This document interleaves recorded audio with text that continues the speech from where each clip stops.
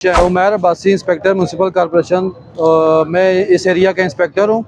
तो ये आप देख रहे हैं राजा बाज़ार में इस टाइम हम मौजूद हैं।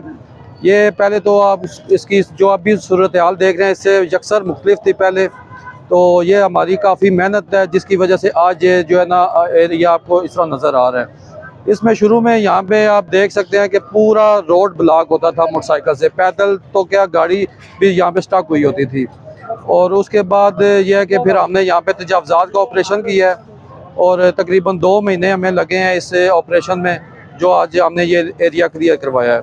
अभी यहाँ पे आप देखें कि कितना इजीली हर बंदा यहाँ पे शॉपिंग कर रहा है। एरिया भी बहुत अच्छा लग रहा है, लोग भी खुश हैं, दुकानदार हजरात भी खुश हैं, उनका काम मतलब ज़्यादा हो गया है। तो बाकी हम डेली बेसिस पे यहाँ पे मॉनिटरिंग कर रहे हैं। कोई किसी किस्म की तजावज़ात अगर होती है तो हम उसको रिमूव करवाते हैं। अगर कोई दुकानदार अपना सामान लाइन मार्किंग से बाहर रखता है तो हम उसकी दुकान 3 दिन के लिए सील करते हैं।